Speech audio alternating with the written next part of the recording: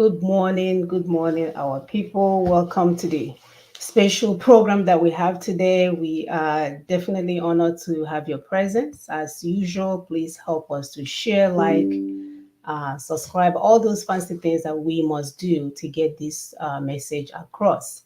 As you can see on our screen, we have plenty of special guests. We are very much honored to have them in our presence, and they will be here to reiterate some of the issues that we've been discussing on this platform. So, welcome, welcome, welcome. Our topic today, as you can see, is Milestone Report and Next Steps Towards Decommissioning. Today is an third anniversary for Nina's constitutional force majeure. So, like we keep telling you guys on this show, you've been given a Christmas present. He's 3 years old, and you still yet to open up your present. Anyway, let me not take off. I get too excited at times. My name is Monachim Saga Opala. I am here in Houston, Texas, and I will have my beautiful sister introduce herself. Thank you very much. My name is Epi. Um, we welcome all our viewers all over Nigeria and outside Nigeria. We say all over the world because we know our people have been forced to, economic migration. Our people are all over the world, and friends, family, everywhere you are, you're welcome to this wonderful event. Please continue to help us to share, like, subscribe, like my sister has said. It's important that we get this out to the people. Thank you. Thank you. So for some reason, I don't know if I need to restart this. It looks like they disconnected the link. Oh, okay. Somebody came on. It says zero for the past 5 minutes. All right. Okay. So no, are you able to see it? Because I can't see it on mine. Are you able to see it? Anyone behind or see the people here? Are you able to see the show on social media? Confirm. Can you log in real quick just to see? I have not activated it on my side.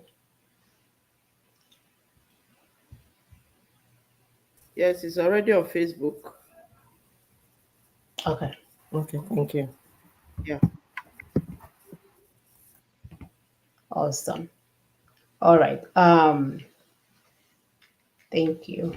So we're just gonna take a few minutes to sort of share, because this show is for our people. So we don't want to rush into speaking without making sure that the people that needs to be alerted are alerted. So let's just take a few minutes to share real quick and send this out to our friends and foes, and then we'll start.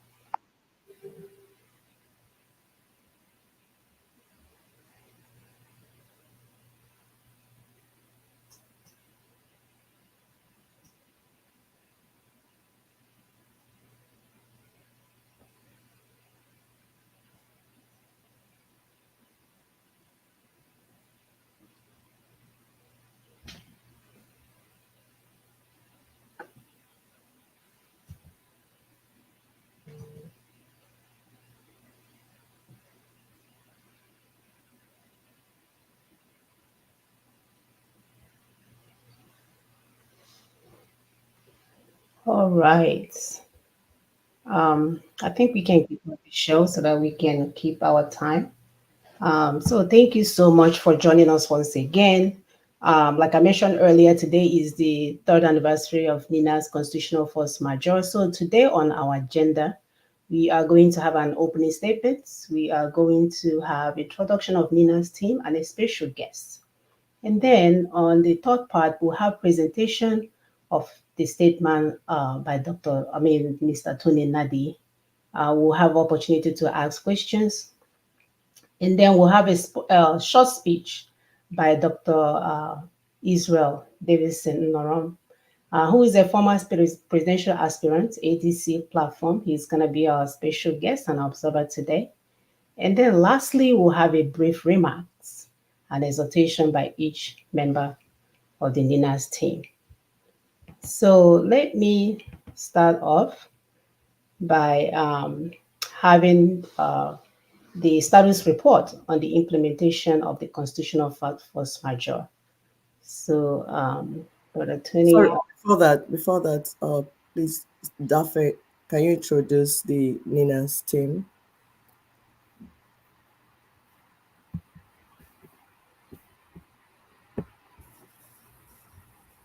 Good evening once again. Here with us today is the NINA spokesperson, Mr. Tono Nadi, professor, is from the Lower Niger Congress block. Then we have Professor Bamiyi from the Middle Belt block. We have Otumba Folashade Olukoya from the Oduduwa block, and my humble self from the Niger Delta block. Dr. Israel Davison is from the Lower Niger block. That's all I can see for now. Simeon Ekwi is from the Lower Niger Congress block, and the Justice for All Muna is also from the Lower Niger Congress block. Thank you. Thank you so much. Just for those that are new to Nina's arrangement, when you hear block, the whole alliance was grouped into 3 blocks. You have the Southwest block, you have the Middle Belt block, and you have the Lower Niger block. And it's just for us to organize ourselves and know where we belong. We are over 350 ethnic nationalities in the southern and middle belt part of Nigeria. So for ease of organization and to help us to have proper conversation amongst ourselves, we decided to put ourselves in blocks. And that's what that is. So for those that are hearing blocks for the first time, thank you very much. Thank you. Thank you so much. All right. So we will go back to, actually, let me pull up this PowerPoint so that our viewers can follow as we go. The next thing on our agenda is the status report on the implementation of constitutional force majeure.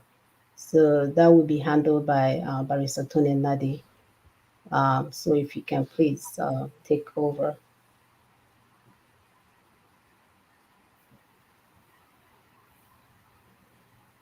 Mr. Tony, are you here? Yes.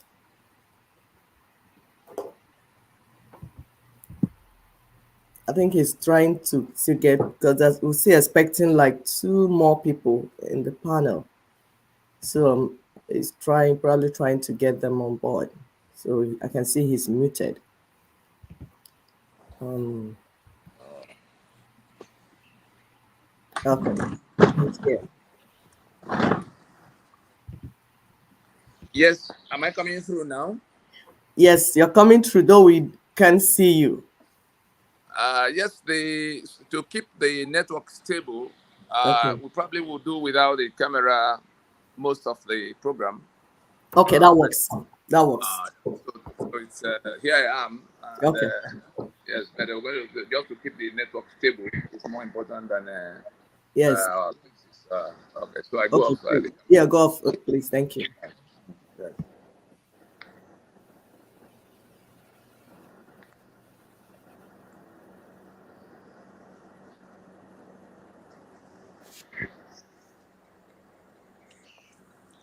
And so we can start now, isn't it? Yes, carry on, please. Right.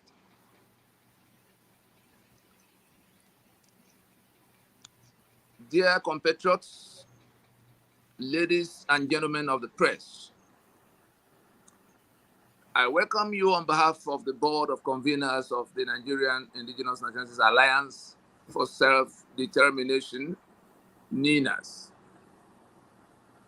We invited you here today to share with you the progress being made with the implementation of the constitutional force majeure declared December 16, 2020, and the next steps in the implementation process as a part of our stock taking at the third anniversary of the constitutional force majeure. We wish, therefore, to state as follows. You will recall that on the 16th day of December in 2020, NINAS activated a joint multi-regional constitutional force majeure by which it declared a union dispute, issuing a 90-day notice of grave constitutional dispute to the government of the Federation of Nigeria and presenting a 5-point proposition by which those grievances could be addressed, including the suspension of further national elections under the 1999 Constitution and the initiation of an immediate transitional arrangement to undertake the long overdue constitutional reconstruction of unitary Nigeria. You will recall that at the expiration of the 90-day period of notice, NINAS, by a press conference addressed in Ibadan, March 17, 2021, announced a 30-day period of consultations being extended to the governments and elected officials from the states of the Federation of Nigeria, since the 90-day notice of December 16, 2020 was directed at the federal government of Nigeria, representing the Federation of Nigeria. 3, upon the expiration of the 30-day period, NINAS, by another World Press Conference in Lagos, declared a 120-day period of consultations with the peoples and ethnic nationalities of Nigeria, sundry interests and stakeholder community in the international circuit, including the United Nations Security Council and the United Nations Trusteeship Council, as well as the governments of the United States, the European Union, China, Russia, and a few others. They were formally communicated. 4, upon the completion of these consultations, which ran concurrently with enlightenment of the populace and stakeholders, NINAS intensified engagement with groups which were mobilizing towards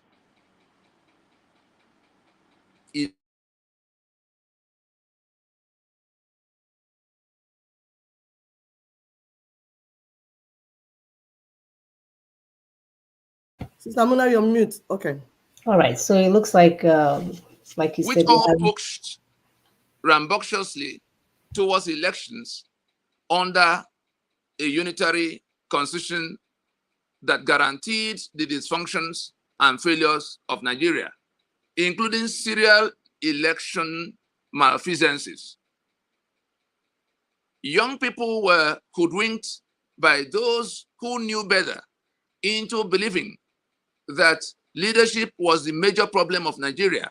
And so, in that belief, they rallied massively behind the candidates they believed would offer a great leadership that would turn Nigeria into a great country. Their movement became known as Obedient Movement, with candidate Peter Obi as their battle axe for rescuing Nigeria from the demons they could see.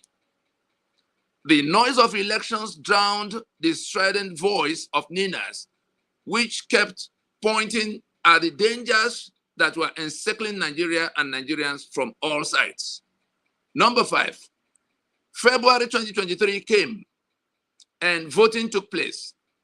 Everything that could go wrong went wrong with the results. INEC and the judiciary completed the circuit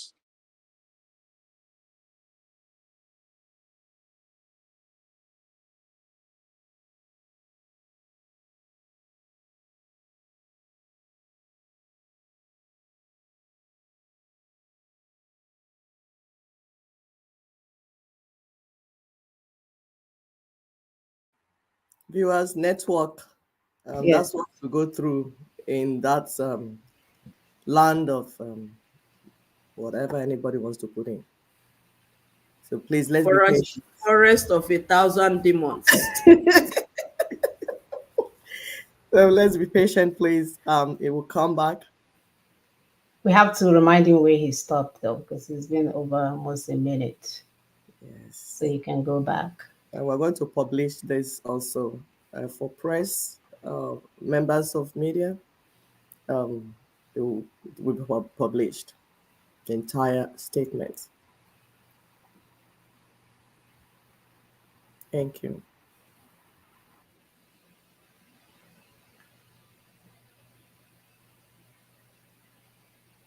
All right.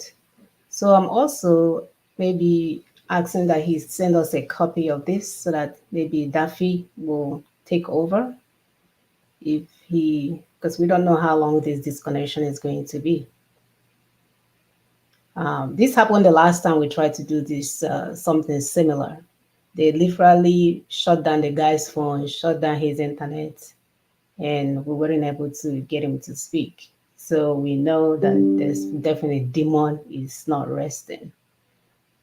So we need to. Daffy, are you able to get that information from him? So he's coming. I just informed him, and he said we should give him like a minute or two. Okay. So do you have anything to add while we're waiting? And viewers, yes, viewers, please continue to share, like, and subscribe. We know our people are watching on Facebook, YouTube, Instagram. Continue to share because people need to hear. And don't worry, we're going to break it down eventually. It's just that officially the statement has to be read because it's a press conference. So sorry that the network is doing what it's doing. Kind of, we got used to it. We are not, it's just when we start, whatever happens, because you're not sure. Unlike where we live, you know that if you have this band, this is what you're going to get. So you're kind of sure of what it will be. But in Nigeria, I don't know. It's what people say, Aba Eberechi. That means as you go, you say, okay, God, help us. Into your hands we commit. We Sister commit Queen, the please, journey. Sister Queen, please Yes. let me introduce Mark Olise. Mark Okay. Olise is in the house too. Okay, please. He's from the Lower Niger block. Go Mark ahead, Olise, please. you're welcome.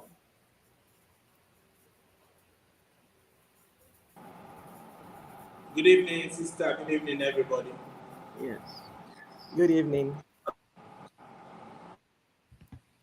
So, like I was Go saying, ahead, yes. yeah, anything you want to do, whether you want to travel, you commit your soul into the hand of God. Project, you want to do business, God, you are not sure of anything. It's unstable. It is what it is. You can't predict, you can't work out anything. You just finish making your plan, then you just hope. It's in Nigeria, they will say, we hope. When you're going to sleep, you hope you wake up. And Hope that's why against hope. hope Hoping against against hope. And that's why you see them in church always praying as if God is deaf and dumb. But he's not deaf and dumb. There are many nations that don't even pray, yet things are moving forward. That's what we're saying. We, the indigenous peoples. You know, The we owners, read our own Bible upside down. Faith without works is dead. But we have faith and we try not to do any work at all. So, I mean, and our pastors are not helping issues too.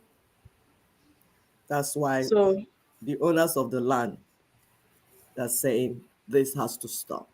Because we have traveled all over the world and we have seen how things work in places. We have seen that human beings are capable of doing wonders. Even without prayer, that on their own, human beings can sit down and use their brain to do things.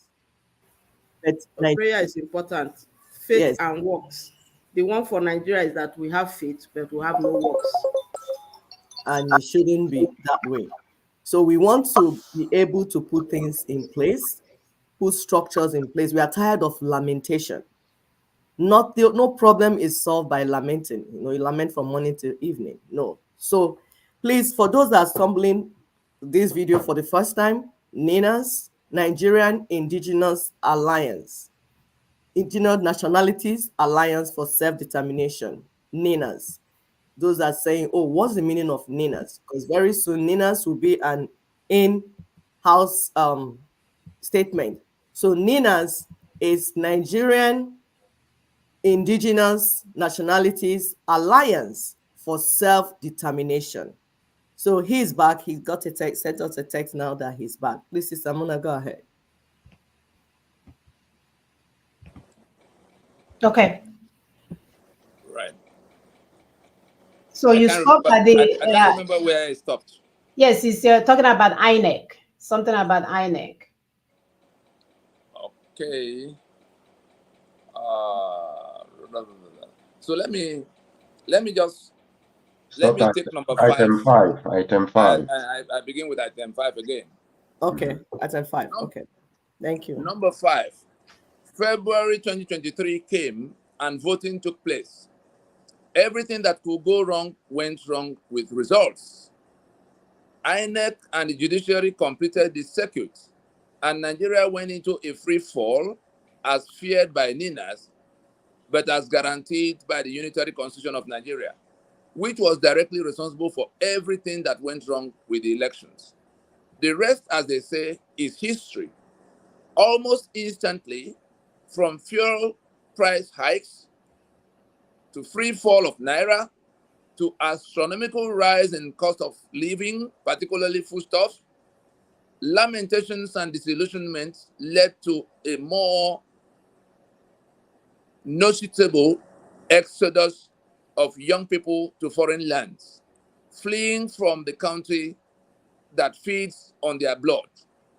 NINA's verdict on the entire electoral charade, especially the defiance of the already disputed Constitution of Nigeria by both INEC and the judiciary in order to produce the preconceived outcomes from the election, was that Nigeria had landed itself in an interregnum in which there is a government in power, but which lacked legitimacy. Number 6, the worst outcome of the 2023 elections is that it has now crystallized as a state capture in which all arms of government and the institutions of state have openly capitulated to the rampage and onslaught of the agents of the present state capture, complete with a massive looting of whatever is left of Nigeria, even as foreign loans are recklessly contracted for consumption purposes. Young people began to shout, "Revolution, revolution," all over the place, looking longingly at the recent people's revolt across the West African sub-region. Number 7, apparently frightened by the rapid descent of Nigeria towards anarchy, more voices began to emerge from high places in support of the immediate constitutional renegotiation, reconfiguration, and reconstruction. They called it all kinds of names, and those who are now speaking up include former President Olusegun Obasanjo, former Secretary General of the Commonwealth, Chief Emeka Anyoko, with the likes of Professor Patu Tomi and Kingsley Moghalu, who all plunged into elections across the last 3 electoral cycles, particularly the one of 2023. Everyone now agrees that the unworkable unitary constitution of Nigeria is the source of practically all the problems of Nigeria, including insecurity, corruption, infrastructural decay, mass poverty, and general hopelessness pervading the land. The question on every lip now is, how exactly do we get rid of the 1999 Constitution? How do we extricate ourselves from the bondage we have found ourselves in? Where does Nigeria go from here? Without any hesitation, NINAS will ask all those who are asking these questions, in quote, is there anyone or group in Nigeria, including the government and the political parties, that has a better proposition for addressing the anomalous constitutional arrangements of Nigeria than NINAS, which since December 2020 placed on the table a comprehensive and practical plan for the immediate undertaking of the constitutional reconstruction of Nigeria, following a 20-year painstaking process that began right from the 1999 imposition of the unitary constitution that has brought Nigeria to its knees. End of quote. I repeat that. NINAS is asking all of those who are saying, how do we terminate the 1999 constitution? How do we bring out ourselves? I quote, NINAS is asking, is there any one or group in Nigeria, including the government of Nigeria and the political parties, that has a better proposition for addressing the anomalous constitutional arrangement of Nigeria than NINAS, which since December 2020 placed on the table a comprehensive practical plan for the immediate undertaking of the constitutional reconstruction of Nigeria, following a 20-year painstaking process that began right from the 1999 imposition of the unitary constitution that has brought Nigeria to its knees. Without being immodest, we have no doubt that the answer to that question is a resounding no. NINAS is saying that we can say for certain that there is no group, not the government, not the political parties, not any one of the groups that are going about, talking to the atmosphere, restructuring. None has a plan that can be examined, like the constitutional force majeure proclamation that was not only written, it was advertised, formally, unedited, and sent around the world for what we are proposing for the Nigeria that is about to collapse on everybody. And so we say again that there's no alternatives that have been placed on the table for us to interrogate and compare with what NINAS has put on the table. It is on the basis of this reality, therefore, that NINAS will request all stakeholders, including the government of Nigeria, political parties, statesmen, and other stakeholders, to find the courage to embrace these propositions of NINAS as the last available peaceful and orderly mechanism for taking Nigeria to immediate union reconstruction, which offers the existing governance structures and accommodation by way of a transitioning, as the alternative will most likely be disorderly and most likely violent on an unprecedented scale. Number 8, NINAS observes with concern that the government of the day seems determined to sidetrack the NINAS route to redemption by groping about in the dark in search of other solutions that will retain this stranglehold on the sovereignty of the constituent components of Nigeria, restored by the NINAS two-stage proposition contained in the NINAS 5-point proposition.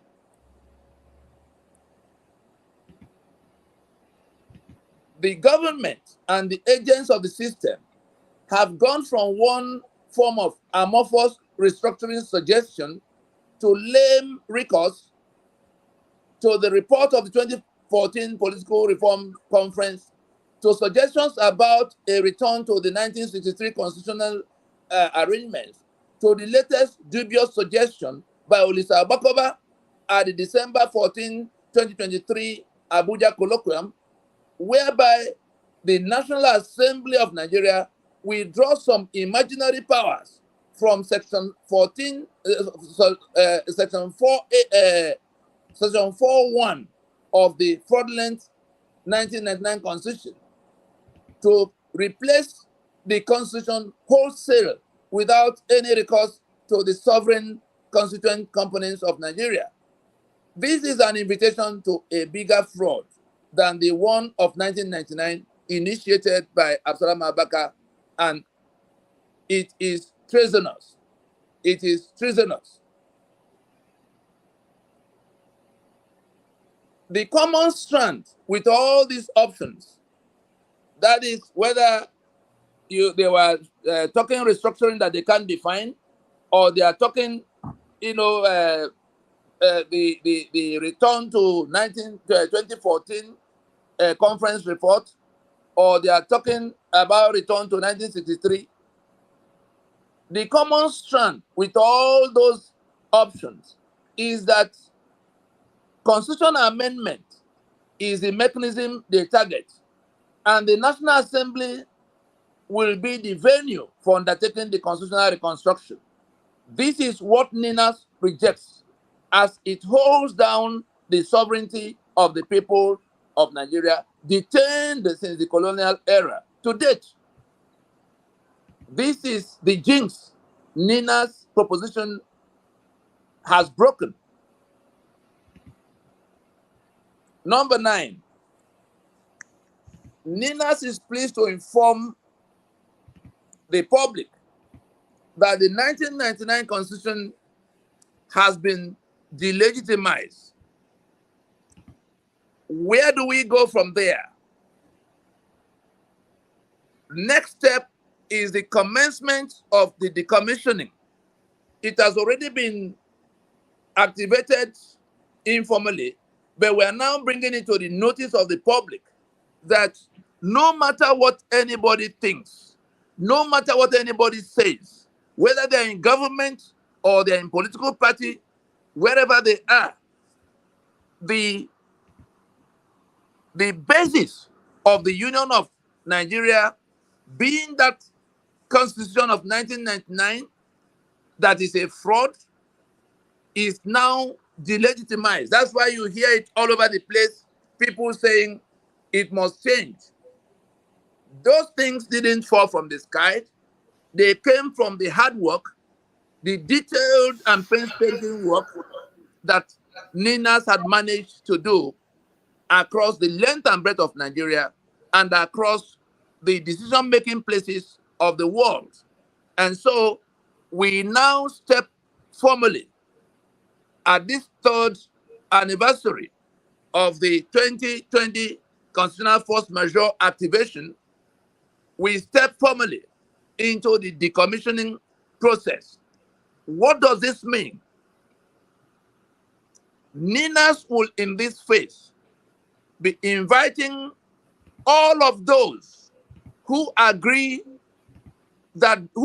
agree that the Constitution of Nigeria 1999, that has been responsible for Nigeria's woes and the misery of Nigerians, must now give way for something else that will have to be negotiated on account of the sovereignties that are conscripted into Nigeria and on account of their inalienable right to self-determination.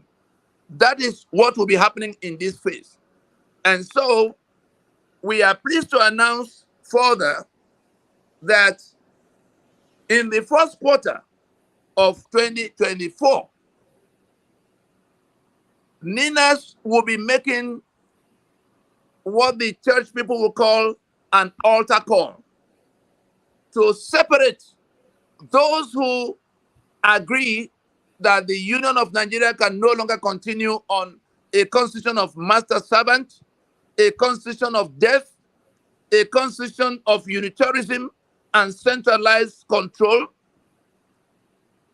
from those who cling onto that constitution and swear to defend and uphold it and vote at elections in it and just generally refuse to have any discussion. Those who say it is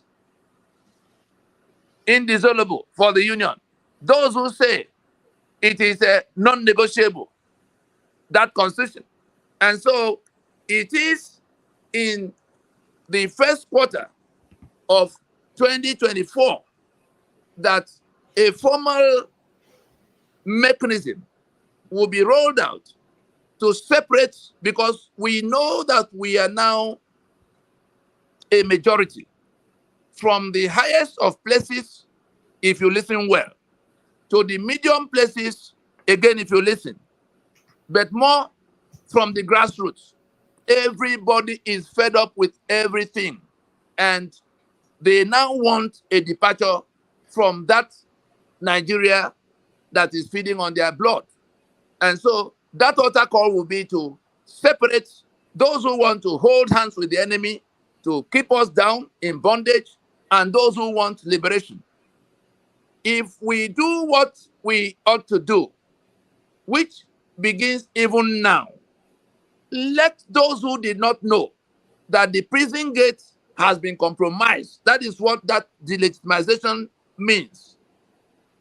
Let the information of Ninas that we can find all over the place at the touch of the button on our phones, the website that is www.ninasvoice.org, the YouTube channel that is Nina's Voice, where we have more than 320 recorded broadcasts that deal with these issues, that the people need to know whatever it is they want from Nigeria, whether they want outright exit from the union, that's the one they call independence, or they want autonomy for their region, or they want some balanced federation or confederation.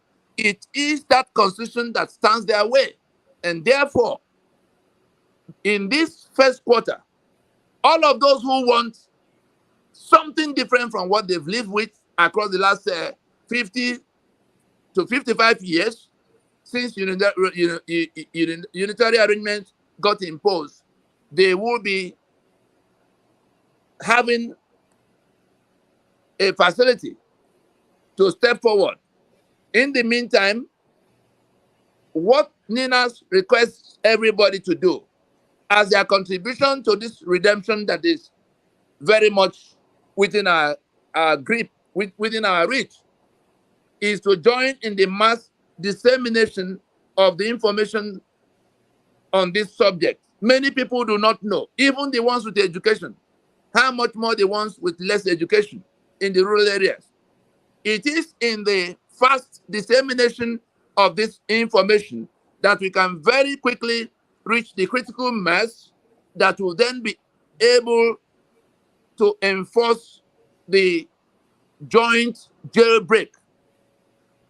Ninas will assure everybody that in all of what has to be done to complete what is left, to free ourselves from this bondage, nobody can make out an offense from anything being done. Once it's being done within the guidelines we shall issue. And therefore, knowledge becomes central for people to understand that what is being done has to be done in a certain way. For those who will be asking, oh, we don't have any guns. Again, Ninas is able to tell them that it is the Constitution 1999, the Unitary Constitution of Nigeria, that took away the right from them to defend themselves, the ones being slaughtered recklessly in the Middle Belt. For those who want their resources back, it is that constitution that took their assets. For the young people that want their country back, they say we will take our country back. It is the 1999 constitution, the fraud of 1999, that took your country from you, that took your sovereignty from you. And so we will just say that we have defeated that monster. We have compromised the prison gate where we have been kept all this while, and we are well able, if sufficient numbers of us are awakened to the consciousness of the need to make our way to that gate and leave that prison. For those in government, this might be the last call for embracing this option that accommodates existing governance structure. The transition, like we saw in South Africa, retains the governance structures. We have no quarrel with those in government house, even those who rigged the election. That's not our concern. Our concern is the constitution by which anybody will have governed, including if the right people were declared winners. If they govern with that constitution, our situation will not change. And so we invite you to put aside whatever you are thinking. We have no quarrel with you, to dismount from your high horse of thinking that the sovereignty of the people now resides with people in government, which is the heresy that Olisa Bakoba had gone to preach in Abuja, in the presence of the Bola Tinubu, who is president from the last election, and the presence of Godswill Akpabio, who happened to be the celebrant, but more importantly, the president of the Senate. The two men spoke in some kind of endorsement of that nefarious suggestion by Olisa Bakoba. We pray they don't go even one step near that route, because it will be treated as a criminal venture between them to complete the state capture that has started already, because then they will be able to replace the constitution wholesale without reference to anybody other than the few that might be in the room. That's the import of what Olisa Bakoba had suggested to them, and they rejoiced as if they found some Appian way to escape from the need to get the owners of the sovereignties of Nigeria around a table in a process that can lock out confusion and disorder. Thank you for your attention. Thank you for your actions. Thank you very much, Mr. Tony Nadi. This statement will be available to the public and to press, so that those that missed any part of it will have the complete statement and be able to follow it. We'll go to the next section, which is short interview with Nina's team. The spokesperson, Mr. Tony Nadi, are you ready to take our questions? Sure, let's go. Okay. So with the successful delegitimization of the 1999 Constitution and the frantic debates in Nigeria about what to do in remediation of Nigeria's collapsing and dysfunctional system, can you please explain to the public the implications of the delegitimization for the efforts of Nigeria's constituent ethnic nations to reclaim their sovereignty and self-determination in an organized manner towards union reconfiguration? Yeah, thank you. Very quickly, the delegitimization simply means that that constitution has ceased to have any kind of legitimacy. That constitution has ceased to be basis of union. The pretense that we have agreed to be in union and we have made out this constitution is at an end. And that's why the shout and song is all over the place that the constitution is the problem. And so what it means in real terms, if you go to that preamble to that constitution, it means that we have been able to establish, Ninas have been able to establish beyond debate. There's nobody in government that can come to any podium to say anything to the contrary. Ninas have been able to establish by this constitutional force majeure that we, the people of the federal, Nigeria, whatever is not a federation, but that we never made any constitution. We never agreed on any constitution. We never made or enacted or approved in any way any constitution. And the implication of that is that we really have no union. It's only the goodwill that has been generated across time that is still holding things in place. those who are choking in this place, those whose assets have been detained from them, those who are being killed because they can't touch gun, those whose infrastructure have been run down deliberately, those who have been excluded by quota system and all sorts of things they call federal character. You take my assets and you award it to your own, like Dangote, that is now to refine all the crude oil in Nigeria for all of us, because you lock down those things on the exclusive list. Everything that is built on that constitution is now up for renegotiation. And if no meeting is called, if no meeting holds to settle the matter, we have arrived at that point where those who can organize themselves, and don't kid yourself that nobody is organizing or going to organize. Those who can organize themselves are going to take unilateral actions. And that was why we put it in the force majeure proclamation, that if after all of what we're going to do to call everybody into that peaceful solution, they still refuse, we said that we will then reconsider our allegiance to that constitution.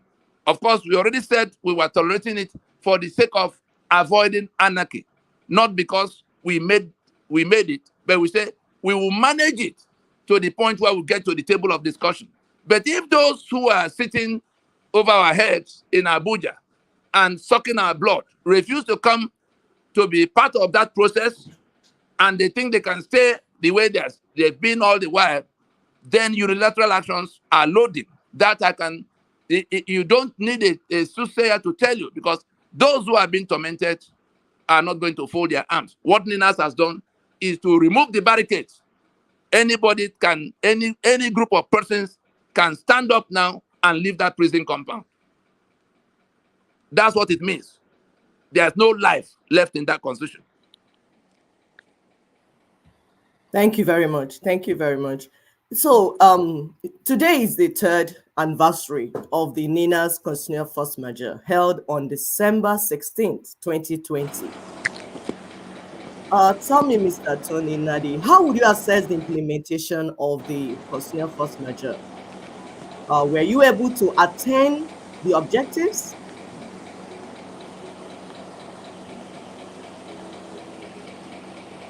Yes. Please, if you're not talking, can you mute your phone? I can hear sound in the background, like kind of noise of like water. Or is it fan? Okay. Sorry, Mr. Tony Nadi, did you hear the question? Viewers, please continue to hit the like button so that we can counteract the algorithm that they're using to block some of these videos. So then share, like, subscribe. Get this information to your groups. Every group that needs self-determination, every group that wants to see things done differently in that geographical space they called Nigeria. Please share to your groups, your church, your pastors, your religious leaders, those that keep praying when we should take action, those that your dishonest politicians that are sharing the national cake while their own people are dying, scattering all over the world, dying in Mediterranean Sea, different deserts, with our children everywhere, the children that we labored in the labor room to bring forth.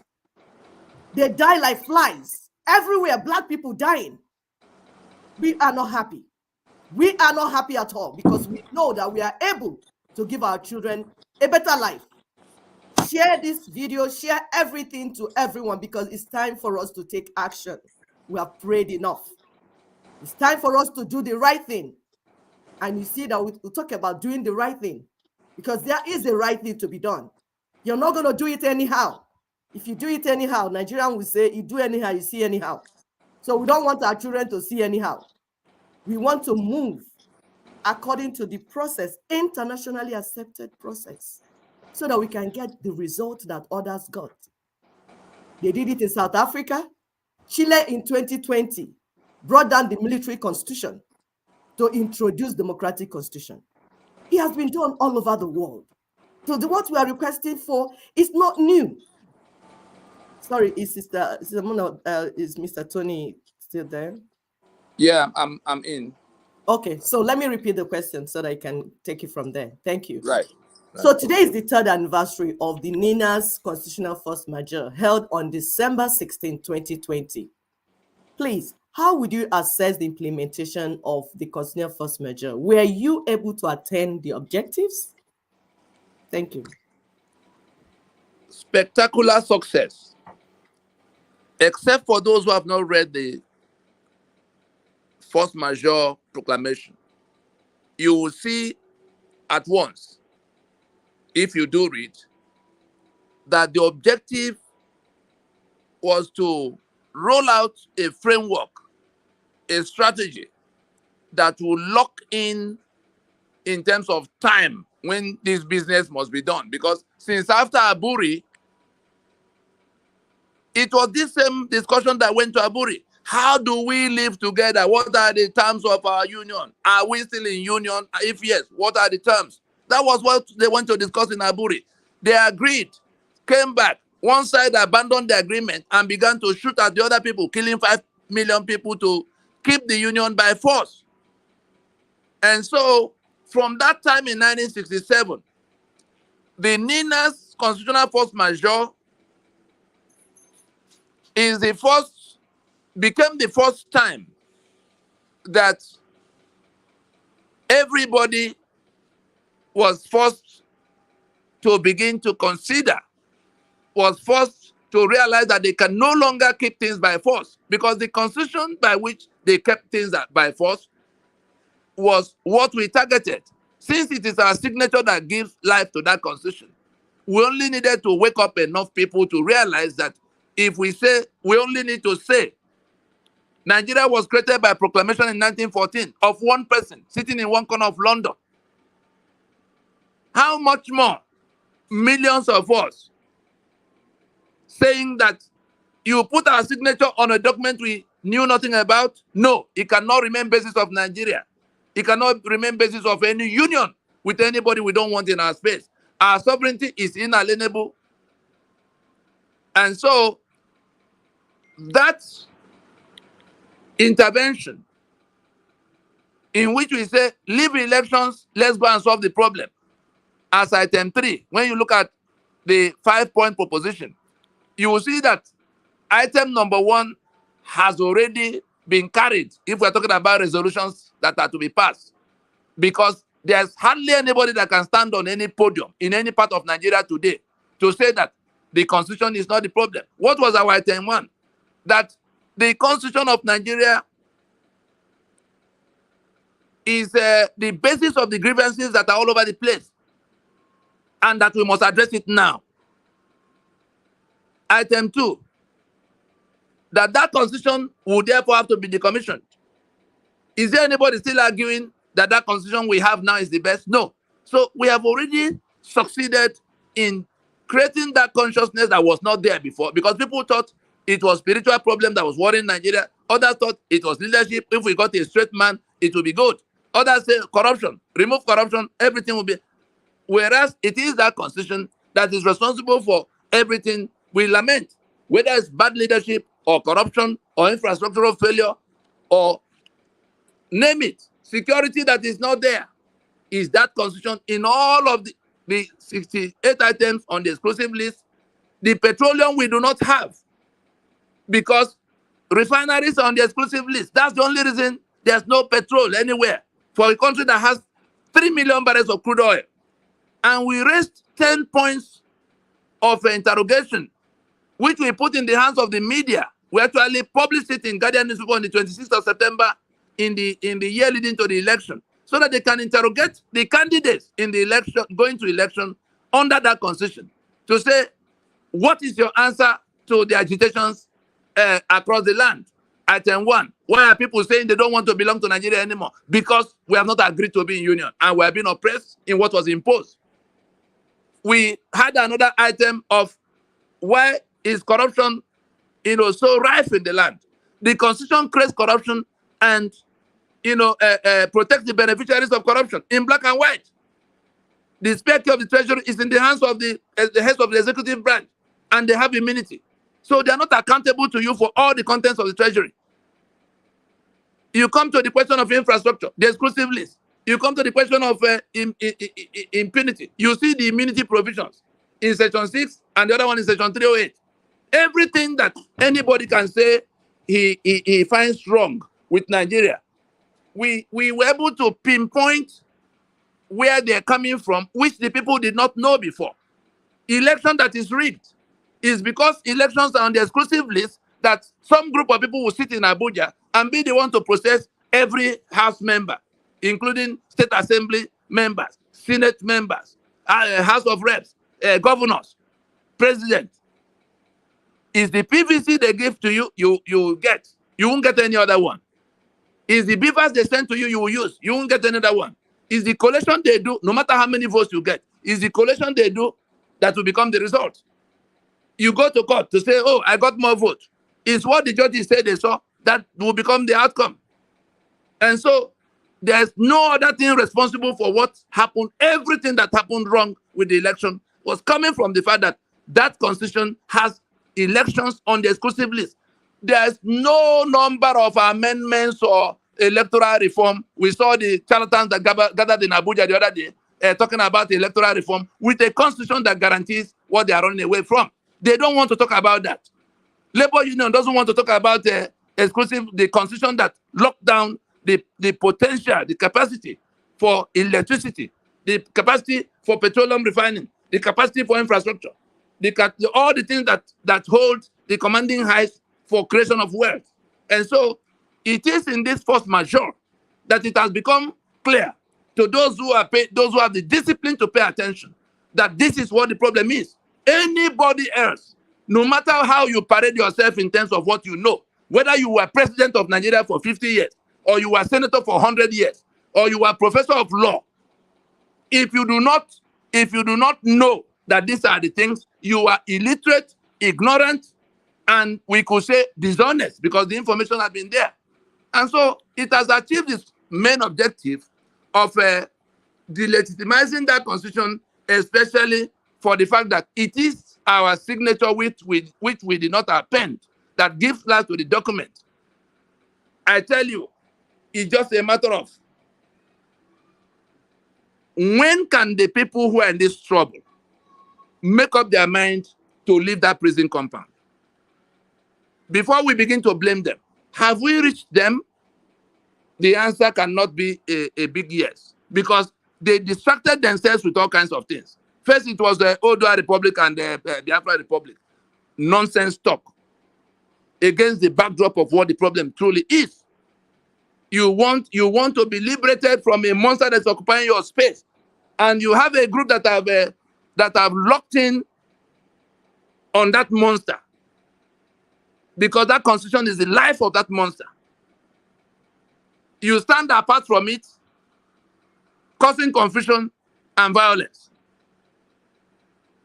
Then the other one jumps out. Oh, I want to be president. I'm a good man. I'm going to buy 10 naira worth of thing with 2 naira. That's the P2B. How does that settle the question of we have not agreed to be in union with these people who are killing us? How does that settle the question of 36 states that make me minority forever? How does that settle the question of the 68 items on the exclusive list, which you, President, cannot touch? And so my hands are tied, my legs are tied, I'm blindfolded by the constitution you swear to defend and uphold. It is criminal. It is criminal. And so that is what the constitutional force majeure has been able to do, to strip that monster of all its powers. We have plucked the teeth of that monster. They say you cannot plunder the house of a strong man except you first bind him. Nigeria, particularly unitary Nigeria, is that strong man that is beating down the Yoruba, beating down the Ijo, beating down the Berom, beating down the thief, and holding on to their assets. Ninas has been able to tie down that strong man. It does not even say, Nigeria, nobody can come in the name of Nigeria to talk to us find out why they are not able to talk to us. Because we first engaged them. That was why Buhari could say nothing. Because if he attempted to say anything, the whole country will collapse on his head. That is why Tinubu will say nothing. He came from our fold and went to gamble. Look at where that gamble has landed now. That is why Absalom Abaka, you saw when we challenged him, you saw what he said. Have you seen him in public since that time? Who amongst them is going to come to say anything? Because they are standing on a podium that is rickety, on a podium we will pull down if they refuse to come down by themselves. We are not begging them. The sovereignty belongs to the owners of the lands they call Nigeria. And the only reason those lands are still called Nigeria right now, is because that constitution, which those people did not make, say that it is now Nigeria and is non-negotiable, indissoluble, indivisible. Who told you? And Olisa Bakoba actually cited that in the heresy he professed 2 days ago, that constitution say is indissoluble. We succeeded spectacularly. The only thing remaining is to pass that information to sufficient numbers of people, and we begin to put dates on when things must happen. The door will remain open for transitioning.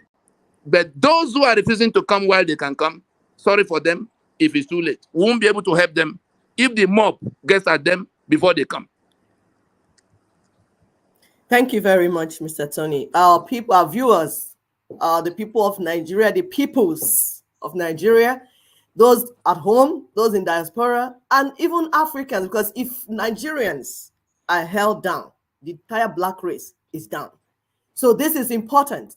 So we have, if you're not taking anything out of this meeting, understand that the 1999 Constitution is the evil tap that is bringing out that evil water, and it needs to be shut down. Not amended, not to turn the nozzle to the other side, no, down.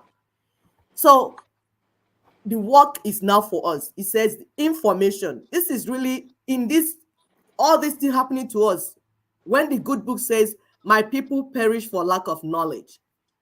This is really where it comes out, and we see that, oh, our people are perishing because they are not aware that they have been set free. So question 3, thank you so much, Mr. Tony. So following successful, Sister Mona, question 3, please. Following the successful delegitimization of the 1999 constitutional order, because when we talk about constitution, people think it's just the book. Is the entire arrangement that ties you down as an indigenous person. So following the successful delegitimization of this book of Lucifer, this constitutional arrangement, this evil constitutional order, we understand that we are now moving into the decommissioning phase. Tell us, please, what this phase entails. What are the next steps for advancing this decommissioning process? Thank you. Yeah, thank you very much. What it entails is that those who were previously held bound, anything you say is treason. Anything you do is treason. And they can shoot at sight because you went flying flag some corner, or doing some kind of crazy thing, or blowing some little pipeline. They're watching you from the sky. They just come down, call you any name. That constitution enables them criminalize you. For those who have been asking, oh, why have they not arrested the people doing all this kind of... There's no revolution there's no coup worse than toppling the constitution that creates a country, that holds a country together. There's no revolution deeper than toppling the arrangement by which you are held in bondage for decades and centuries. South African blacks were in it for 80 years, from 1910 when apartheid was introduced or imposed to 1990 when they pushed back. Why were they able to push back? Because they eventually found out that it wasn't the white man passing by. that took their everything. It was the apartheid constitution. Is it by accident that Oliver Tambo was a lawyer, joined by his younger friend, Nelson Mandela? Both of them lawyers, very sound for the purpose. And then they began to explain to the people who were fighting apartheid long before they came. They began to explain to those people that it was the apartheid constitution that seized their sovereignty, their land, their rights, their life. And they narrowed down to that, to the point where the government was overwhelmed in 1990. It is that thing that they did to bring Frederick de Klerk to that conclusion in 1990, that we can't sustain this any further. That is what our people are required to do now. That delegitimization has brought us to where we can now step forward and begin the decommissioning. Nobody is going to ask you if you do what Ninas asked you to do and not add your own, because that's where the problem comes.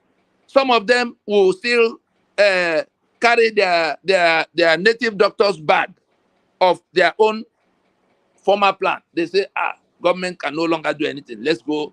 Then they will pull out a flag of a country they cannot put boundaries to. That's where the problem will be. If you do what we ask you to do, that decommissioning phase entails getting people who want this freedom from this bondage, people who want fresh constitutional arrangements dictated by their inalienable self-determination rights, to now stand up, to be seen, to be counted.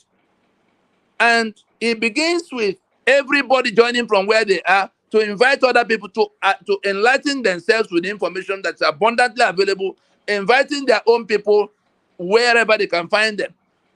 The information is available throughout the world, whether you are in Australia, or you are in Abraka, or you are in California, or you are in Stuttgart. All of us have equal access to this information because it's on the internet, it's on the website, it's on YouTube, global.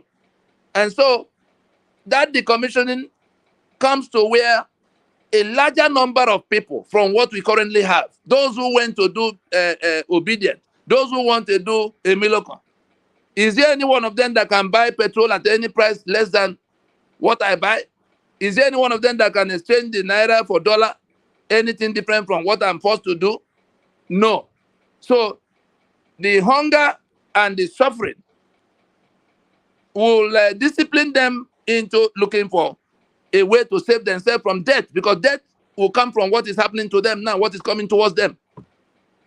And so I can report to us that in that decommissioning phase, it is all about connecting with the people. Self-determination is a people's right. It's not something 10 people will go and do and deliver to you. You are the one who have to live in that freedom. You are the one who have to assert that self-determination. So that decommissioning is where sufficient numbers of people get to know that the life of that, the teeth of that lion has been removed, so that they can stand up and begin to do the things that will wake up other people, so that the critical mass of people who are defying, because it boils down to defying that constitution eventually. But a few people cannot go to defy it. And what I mean by defy is not the one anybody will come and shoot at you. It is just to say, look, Oga, how many, when we do our altar call, and they see the numbers that already agree with us, we already have sufficient numbers that agree with us. But what we need to do to connect them to seeing that these are the things they now need to do to be counted. We're going to have something they will fill in their particulars. And we're going to be doing events that will eventually move from virtual to physical, so that the system will see. And there's no meeting we're going to call. All these people that have come to the public to say that constitution is the problem, whether it's Obasanjo or Emeka Anyuako or Mogalo or Utomi. And we could name 1,000 people like that. We could name 50,000 people in the next level. We could name millions of people who already are doing one thing or the other. But the day we say, let everybody come in this way or that way to be seen, of course, that is when they will see that the life of that constitution that empowered them has been taken away by these people who own the signature behind that life. That is what we need to do to advance that process to where it will become dismantling. Dismantling is the day they actually pack their bag and leave your space, except you invite them. After the decommissioning. The decommissioning is the point at which they are no longer able to draw power freely. Tell me who is going to tell you to go to election again now, and you begin to listen to him. People are going to beat them up. The people who are postponing revolution to 2027 so that they can drag people back to this constitution for another election. People are going to grab them on the street when they find out they were dishonest. Because they were dishonest. If they were in this meeting, I'm sure some of them are listening. They have been dishonest. How can you say the engine of a vehicle is knocked and you begin to load people who are running from death into that vehicle? Are you not a wicked man? Are you not the one that killed them if they got killed? The same goes to the church leaders, the shepherds. The sheep is dying now. All of you have your comfort. You are not the one suffering from lack of food. You are not the one running away from the country that is killing you. But you were the one that mobilized them to go and get PVC to revalidate the life of that constitution that should have gone down if you played your part. You became Judas' goat that led them to slaughter. And you told us that you go where the sheep go. Shepherd. Shame. Thank That's you very much. number 3. Thank you very much, Brother Tony. Shame, shame, shame, shame. We cannot, because it's as if people are not seeing what our people are really going through. It will break any sincere person's heart if you have a clue of what these people. Meanwhile, Nigeria is supposed to be number 6 oil producing country in the world. They said number 6, but I know it might be number 2 because they never give us right credits. Then the people are suffering.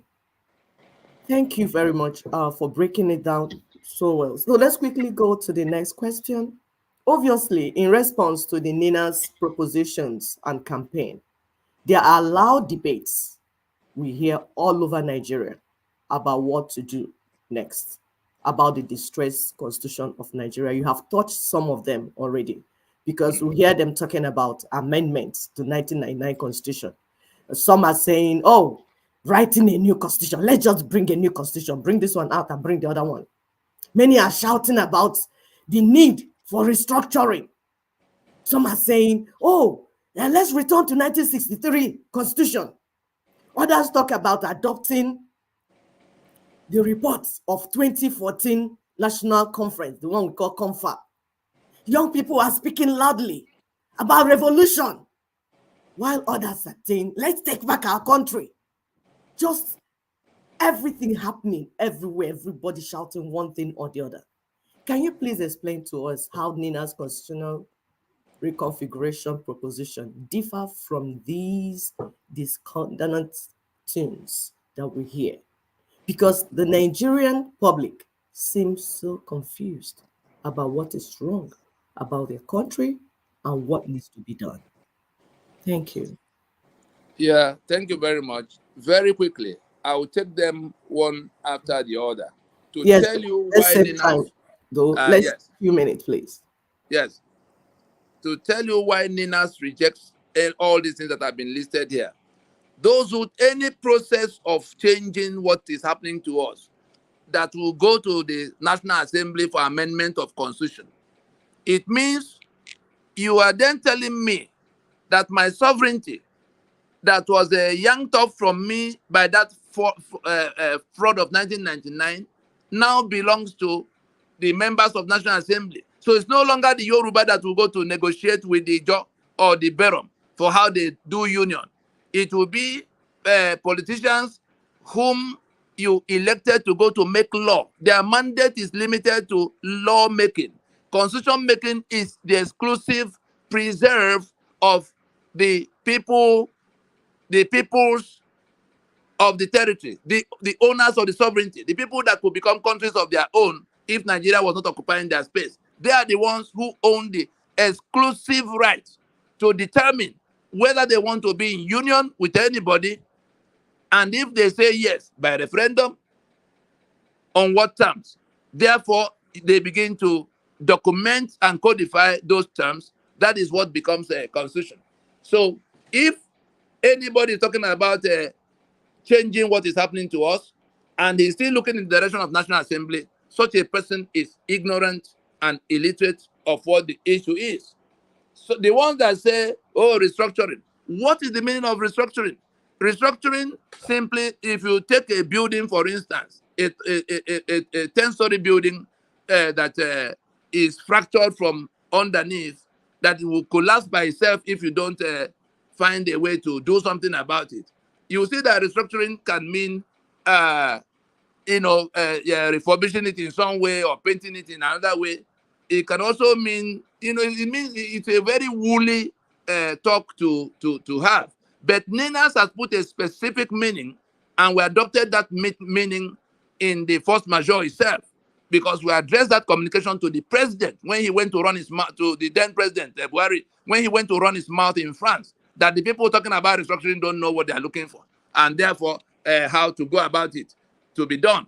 And so in that meaning we put to it, we indicated that it's like it is pulling down the building that was there and constructing according to new architecture. What does that mean for the people lumped together here?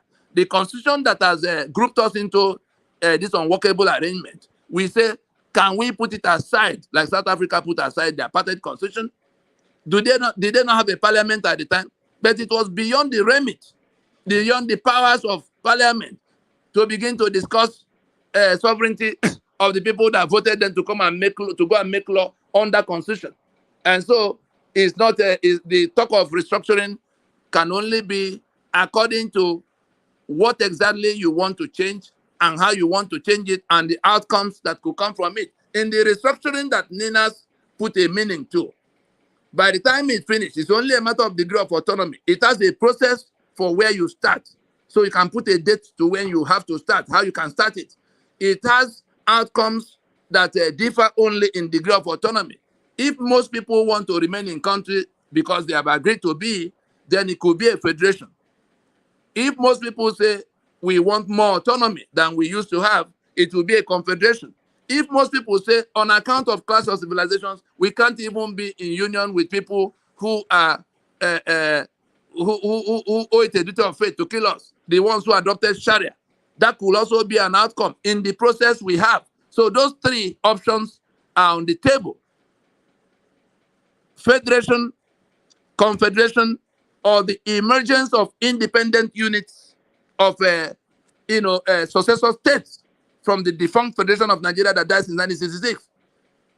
And so that is where restructuring begin to make meaning to Ninas. Anybody that is talking about restructuring loosely, the type Rufai went to do in APC, the type Buhari said he would do, the type Tinubu and Co have been saying they are champions of, it's of no interest to us. Going back to 1963, the ones who say let's go back to 1963. 1963 Constitution left the minorities in the belly of the majority. The middle belt will be in the belly of the caliphate because it was one northern region. The Tiv, the Berom, all these people being slaughtered now will have to go back to Sokoto for how they move in any direction. J.S. Taka rejected it. The ones who are alive now will reject it even more. In the lower Niger territory, the eastern minorities, the Jaw, the Anang, the Efik, the Ogoni, wanted a region of their own in Willings Commission. They didn't give them. If you go back to 1963, they are back to Enugu. They won't accept that. They don't want that. There was something we described as incomplete colonization, incomplete decolonization.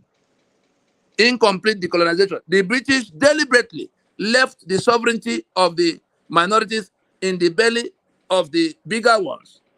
And so it was always going to be a problem that will enable them continue to milk Nigeria because everybody will be fighting everybody. Look at Niger Delta today. Look at the assets that belong to them. Look at what the rest of Nigeria is doing with it.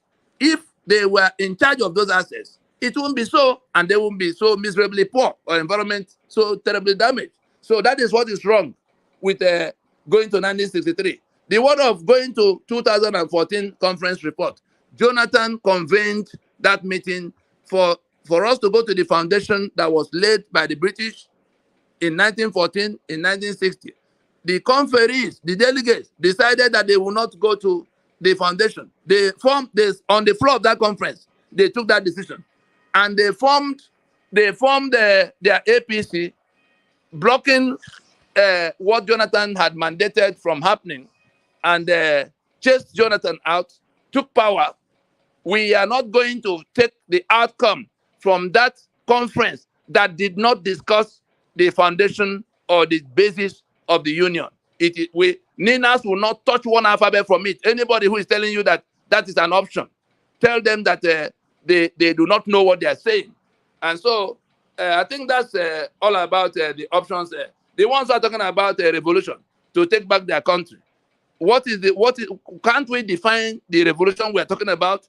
Ninas has been able to tell you what is wrong and what needs to change and how it can be changed and when it has to change. That 5-point proposition, go and look at it again, so you can see the details of how everything will have to be done, who will do it, when it has to be done, and how it has to be done.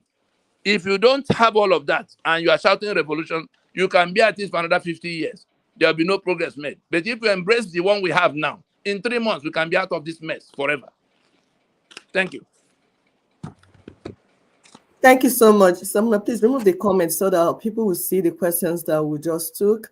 And it was broken down step by step. If you go back to listen to the question again, you'll see that he took it line by line and has given response. Because why is important for our people to understand? We have these people at these criminals at National Assembly trying to swindle the people because of ignorance. So they bring up some of these questions one by one, this, so that you will be armed with the right response when they come to you, the people.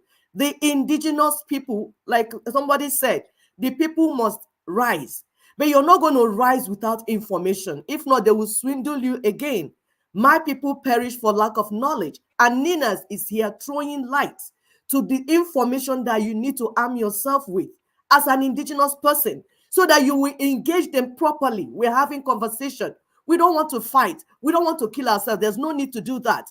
But if you have the appropriate information, when they talk, you will shut down their argument, and eventually superior argument will take preeminence because idea rules the world.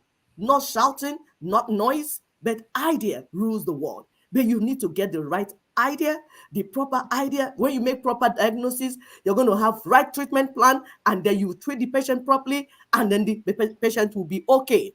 So I'll leave the stage for my sister. She probably has some questions, maybe one or two questions for Brother Tony.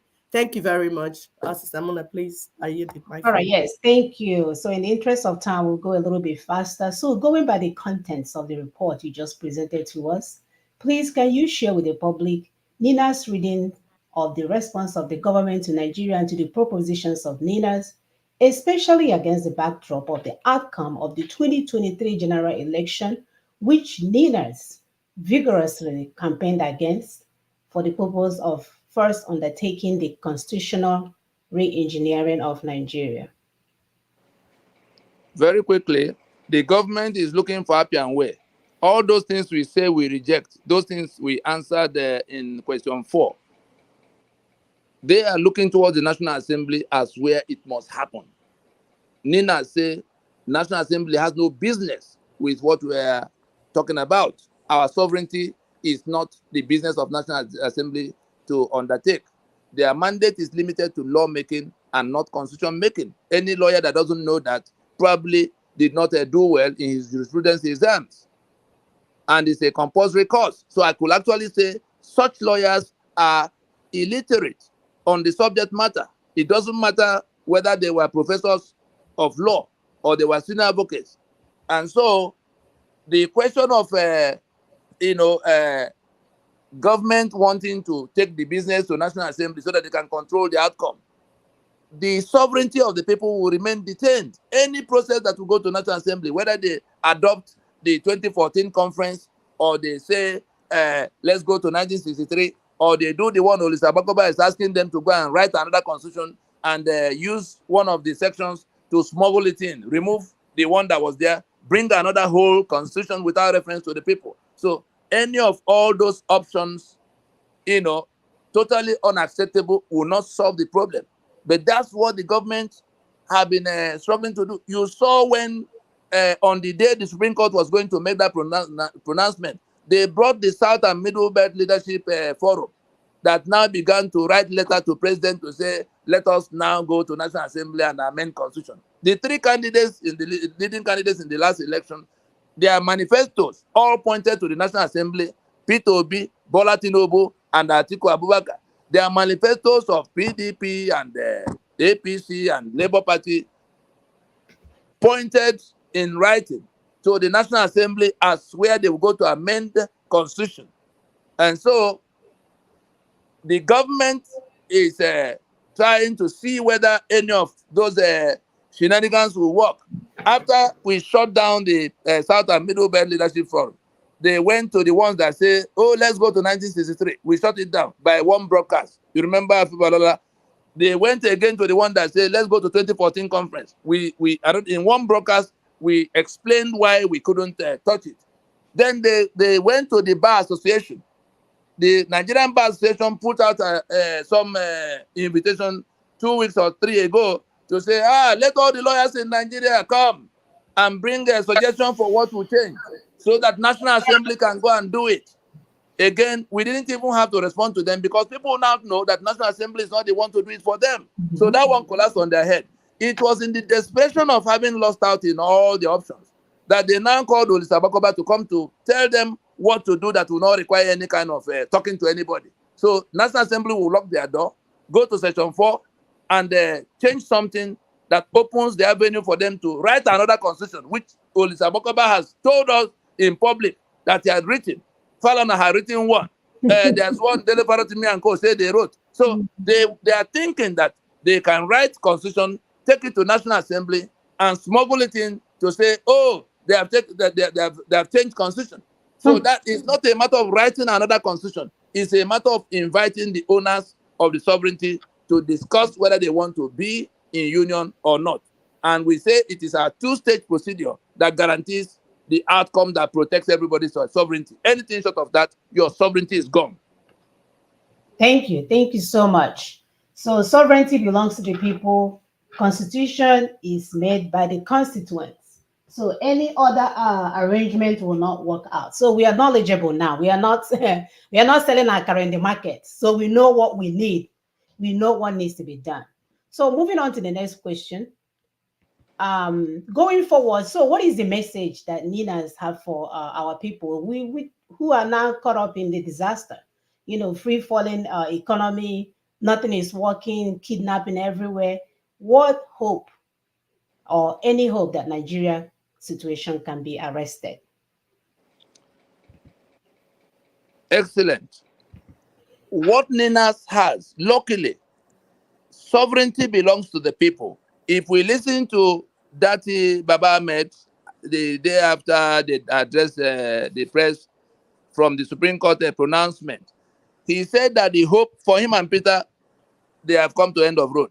But for the rest of Nigeria, for Nigerians who own the sovereignty, it is within the exclusive rights of Nigeria, of the owners of sovereignty, to determine what will happen. They are the owners of the enterprise. The constitution is their memo and article. So even the next morning after the election, if they say the constitution is no longer serving them, they can throw it aside. The peoples of Nigeria hold the veto. They hold the veto over the constitution upon which the government and all the institutions rely, including the National Assembly, including the president, including 36 states and their governors.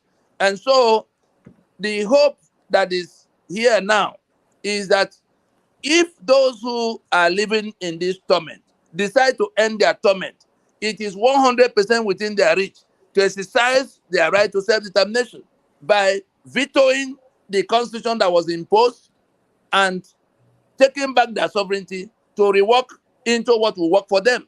The government has no say or any kind of ability to impede them, provided they organize themselves to say, it is this constitution that we reject. Forget about party and who rig election. That's that's menial and too inconsequential to be discussing. It is the constitution that sees your sovereignty that you are talking about. And so the hope is that if our people wake up today, when we check the numbers that are now saying it to the hearing of the, because there's no other way to do it. If you leave it to Ninas and the small team you see from afar, the impression will continue to be maintained that you are happy with the constitution and what is dishing out to you. Yep. But if you join when we ask you to demonstrate that you are part of, you're on the side of let's end that document, we can begin to put dates for when things will happen. And I tell you, by the close of the first quarter, if our people stand up to play their part, we will be on the table discussing whether we are still in union or we've gone our ways. And if we're in the union, we'll be the ones writing down what will be written into any document that will become constitution. Those in government has to remain on a transitional basis until we finish whatever we're discussing. It took South Africa 5 years because nobody had done the kind of work we have done. In Nigeria, it shouldn't take us more than one year. In fact, 6 months will go a long way. If we add referendum period to ratify whatever we have agreed upon, we can then say 18 months at the most, because there'll be campaigns, there'll be all kinds of boundaries, and because it's not all these 36 states that will be there. Those boundaries will go. Those charlatans that say they are governors of entities that were created to tie down their people, to ruin the lives of their people, and they're happy to swear to defend and uphold the constitution. Governor of Abia State. Were you there the day Abia was carved from wherever it should have been? That's what it is. There is hope if our people want salvation. They must stand up and take that sovereignty, because it belongs to them. Self-determination, it belongs to them. It's not something 2-3 people can do and go and deliver to millions of people. Thank you so much. Thank you so much for that well thought out response. So we're going to move on to our special guest. Dr. Norom, thank you so much for being patient. So like we mentioned earlier, he's an presidential aspirant on the ADC platform. So he's here as an independent witness as to what happened in that 2023 general election. He was kind enough to send out a video, a warning to us before the election that they need to shut down that presidential campaign because nothing will change for our people. And this is the thing that we talk about. When our people look out for our people, because we see other people there, they are up there in the food chain. We think they're representing us. Our brother came out even when it was not convenient. I know he got a lot of backlash about this, but he came out to say that this election is not going to work, that we need to adopt the Nina strategy for transition to self-determination. And we can see that he's been vindicated, because the election was sham. Nothing came out of it. So please, welcome, sir. Welcome so much. So what made you conclude that another general election under this constitution is not the way to go, especially looking at the disastrous outcome of that electoral voyage? Please, what can you tell Nigerians at this point in time? Thank you so much for having me and giving me this platform to reach probably people that I wouldn't have been able to have access to. Like you said, first of all, I'm not a member of the executive team of NINAS, but I'm a Nigerian.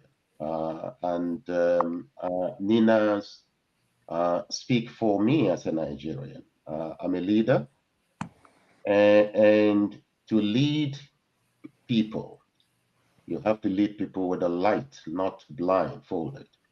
And I think that is very, very important. Nina's, I think, let me just start by saying that what dragged me into politics. I'm not a politician. I'm an academic. I'm not a politician. But what brought me into politics was the sight of many Africans drowning while crossing into Europe.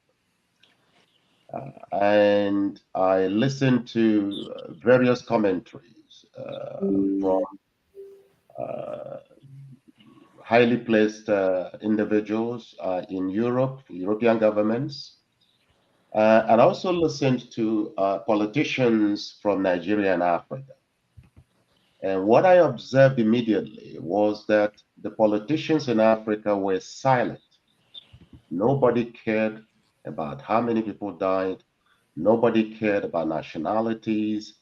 Even while Europeans themselves were crying over the dead bodies that littered the shores of Italy and a number of other places, our governments were silent, our presidents were silent, our lawmakers made no attempt at all, even to retrieve the body and to give them a befitting burial. So I made that decision on the belief that leadership was the issue. Uh, Unfortunately, as time progressed, and I came across various literature from Ninas, I began to, dive deeper into it. And the first thing I did was to assure myself that Ninas is not on the same platform as secessionist groups. I'm not saying that people do not have the right, of self-determination. But self-determination must be conducted legally. It must follow a due process. And so once I was convinced that Nina's was on a different platform, intellectually supported, and when I looked at the charisma of the secretary himself, and being a very prominent lawyer, very intelligent, I think I studied him over time. I made a decision that I was going to pay a little more, get a little more closer and get more information. And I think the area that struck me very, very hard was the emphasis on the Constitution as being the catalyst of all the evils we see in Nigeria today. I could remember that there was a quote I saw that captured my attention from Tony. I think he described the Constitution as Constitution of death. Excuse me. And sorry.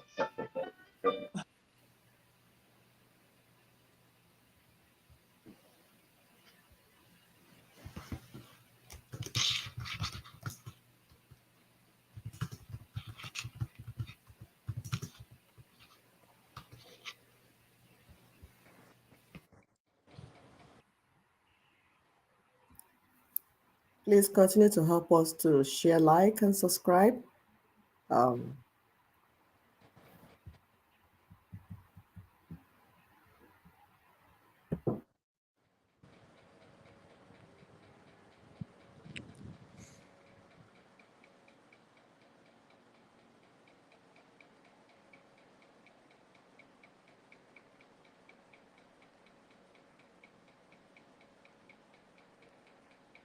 It's a constitution of debt. I love that quote. So please, we should even hashtag that one, because when you are put in a pressure cooker for injustice, you know you will never make any progress. So we give our brother a few minutes to take care of an urgent matter, and then he will come back on. So as usual, continue to help us to share, hit that like button. It really does work continuously. If you can hit that button, you know they do not want our people to get information that they need.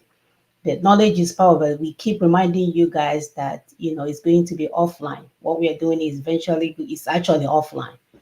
This is just to reach the people that are not on ground. So thank you for joining us today on this special program. Thank you so much. Continue to share I hope you have your papers and you're writing down important information, because we will conclude this journey. We will conclude this journey. The good thing about what we're doing is that we are not relenting. We are persistent. Anytime you come around, we're still saying the same thing. So that means that we are stamped in the truth. So if you want to join us, please, this is the good time. Christmas is around the corner. There is no need for us to continue to suffer. There is no need for us to continue to be in the condition that we find ourselves. So I think my brother is back. So we'll let him take over. Okay, can you hear me? Can you hear me? Yes. All right. My apologies. I mean, technology is one of those silly things. Just a phone call that came in disrupted every damn thing. All right. So the point I was making before the disruption was that uh, Tony is very good at communicating to people, those who wish to listen. I think that's very important. Very in very clear terms. And when he described the Constitution as the Constitution of death, I read the interpretation and understood that. When he described the Constitution as the Constitution that promotes master-servant relationship, I have lived over many years and I have seen what is going on in Nigeria, the level of discrimination, the kind of injustice that is in that country.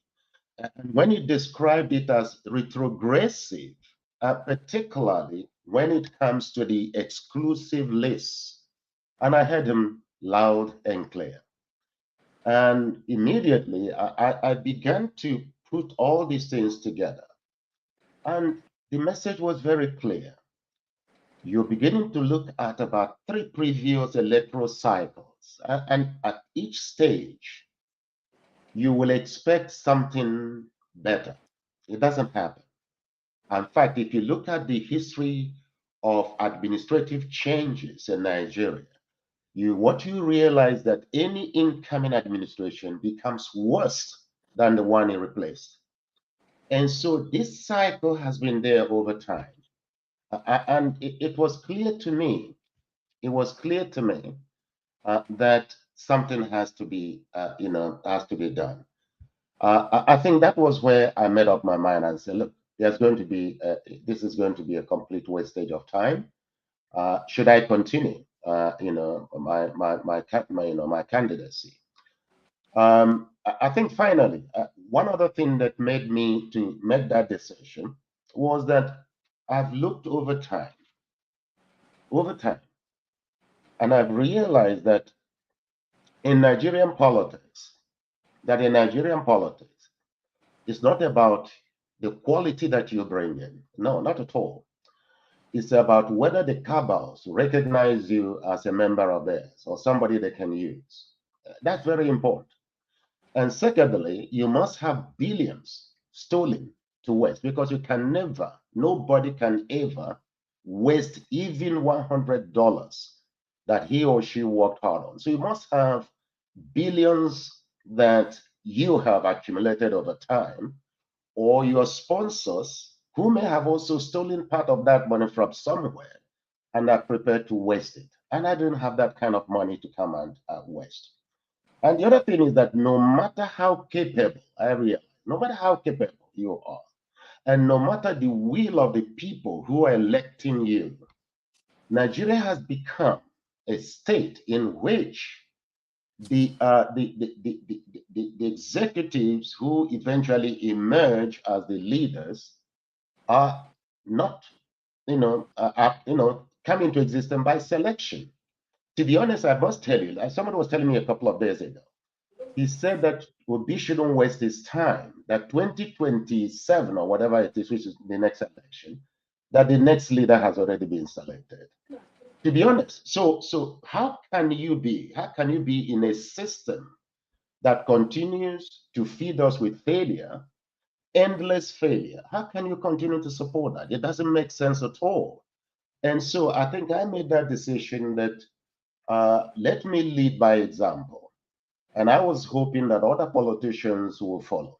because this is not a matter of secession. This is not a matter of Igbo or Yoruba or Hausa or what. This is about Nigeria. This is about us.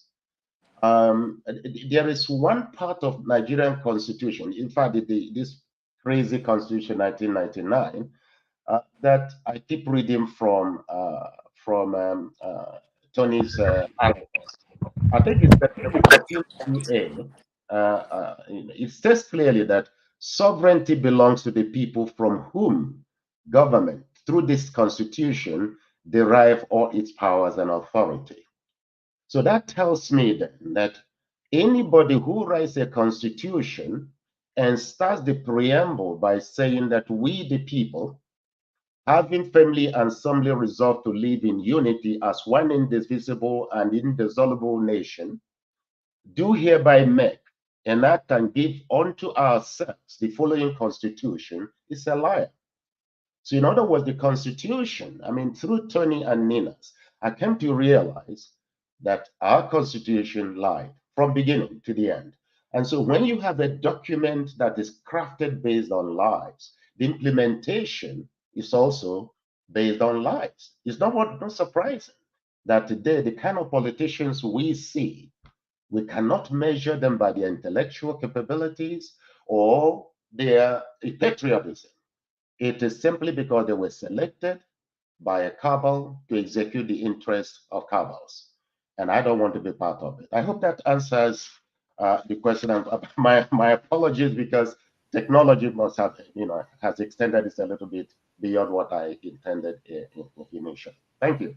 No, thank you so much for that outstanding explanation. And we thank you so much. This is what a father would do for his children, to look out for the children, understand, and that good things has to be in place, or have to be in place for the children to have a sustainable future. So we thank you for that. Like you said, we can never move forward because they have already elected those waiting for 2027 for you to get into another car without engine so you can go and have another horrible accident. This is how it begins, that we're saying that sovereignty belongs to the people. Let's do the right thing, and then we'll move on with election. Let's do the right things first, and then we'll move on to election. So I will switch gear and I'll bring my sister AP to take on and continue. We're almost done, people. Hang in there with us. Yes, we're almost done. Thank you so much, Dr. Israel Noyarem Davison, for that fantastic outing. And Sister Mona, thank you. Can we go back to the view so that I can see the rest of the people, because we're having just one view. I think there's something we need to click. So we want to go to the section that talks about brief remarks by Nina's team. Yes, I don't know if network has thrown some of them off. We had Professor Bami, he was here, and I can't see him anymore. So, okay, I can see him now. Sorry, Professor Bami, can you hear me? Because we want to go to bring in our members of all the blocks. It's going to be brief, please. We know that people's data and all that, you know how it is back home for people to be online for some time. I know, but when they want to watch the church, data doesn't stop them. Meanwhile, this is the information you need to be alive. You're going where they're brainwashing you. You use your data and be there and be shouting amen, amen, when you're supposed to be working hard. So please go into this section, brief remarks and exhortation by each member of the NINA's team on the imperative of joint action. We call it joint jailbreak. Why is it important for us to join hands together and get this work done? So Professor Bami, I don't know if you can hear me. I will want you to come in before the network will start misbehaving. He's from Middle Belt, Middle Belt Block. Yes, I'm online. The network might throw me out any moment. That's why I decided but to right take you now first. I'm in. Thank you, Yes, sir. I've been in and out because of network challenges. Mm-hmm. Thank you very much for having me. It's a privilege to be here this evening. A people united together in purpose can never be defeated. And We must remain resolute. We must remain focused if we are going to liberate ourselves from the current oppression that we found ourselves in, especially as a result of the 1999 Constitution of Debt. And that is a good description of the 1999 Constitution. It is a constitution of debt. It is a constitution of incapacitation. It is a constitution of retrogress. It is a constitution of darkness. And we must liberate ourselves completely from this constitution of debt. And Ninas has been working over the years to ensure the emancipation of our people from this bondage, this slavery that we found ourselves in as a result of the 1999 Constitution and as a result of the cabals that have taken Nigeria for a ride for many years now. Those of us from the Middle Belt, we've suffered a lot.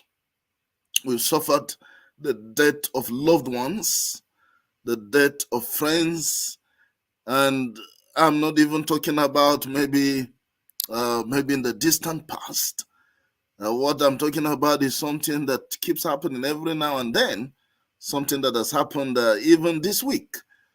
So we've been having this oppression of our people by the Fulani herdsmen, for example, who seem to be above the law, who seem to be untouchable as far as the government of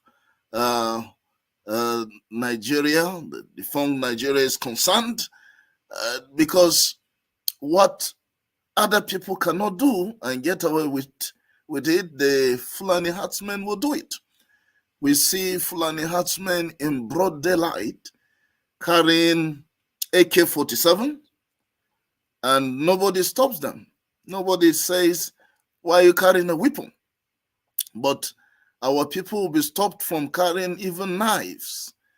If you are caught with a knife on the street, you will be arrested. But a Fulani herdsman can carry an AK-47, wrap it around his shoulder, and move through the breadth and length of this country, Nigeria. So we're in a country where there is no equity, there is no justice, there is no fairness. Are we equal before the law in Nigeria? No, we are not. It looks as if in Nigeria, the law is a respecter of persons. It looks that in Nigeria, the law, the justice system is not blind. It sees and decides to favor certain people and go against certain people. And this is what we see happening. Our people are being oppressed. They cry day and night. They go to those who are supposed to be law enforcement agents, who are supposed to help them, and they end up being the victims. You know, they end up being oppressed. They end up being harassed. They end up being assaulted by law enforcement agencies. And sometimes you have these attacks by these gunmen when our people regroup and decide to counterattack. That's the time that the agencies of government, the military, will come around and stop them, and sometimes even bomb them, even kill them, that they have been violent, whereas they have just been attacked and lives have been lost. And they manage to regroup so that they can counterattack, so that they can defend themselves. But they are not even allowed to defend themselves. And this is very painful. We've lost loved ones, we've lost friends. I've lost even close friends to this menace, this chaos, this anarchy, this pandemonium that we have in our nation, Nigeria, that we have in this entity that is called Nigeria, this contraption, or whatever it is, of the colonial masters that is Nigeria. So it is high time that we mobilize every one of our people, every one that belongs to our different ethnic nationalities, that look, the time has come for us to liberate ourselves. The time has come for us to free ourselves. The politicians will not do it for us because they are part of the problem. They're enjoying. The traditional rulers, bless their hearts, but they're not going to do it for us. The people have to come together and say, look, we reject this imposition. We were not part of the 1999 Constitution. Nobody consulted us. Nobody asked our views. And the Constitution came into being and says that we, the people of Nigeria, which Nigeria? A Constitution that was imposed by the military, a Constitution that we had no hand in, was imposed on us. And I tell you, give even an angel that constitution to govern Nigeria, he will find it very difficult, because the constitution is a bunch of contradictions. The constitution in itself is a problem. It is meant to favor a certain class, a certain part, of the entity called Nigeria against, other entities. So it is a problem.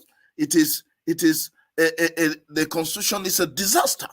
The constitution is a constitution of limitation, is a constitution of debt. And the earlier our people realize this and come together, so we can free ourselves, so we can liberate ourselves, for ourselves, for our children, for future generations, the better for us. Because if we continue to postpone the evil day, we keep thinking all things will get better. If we have maybe a nice, wonderful leader, just like we're deceived. In the last election, our people were deceived. They felt, let's bring in Peter Obi, we'll have a better country, for example. And in the middle belt, our people massively thought if they vote in Peter Obi, the entity called Nigeria will become a better place. But it was just a deception. The people knew right of the entity called Nigeria knew from the onset that they were not going to give power to any Peter Obi.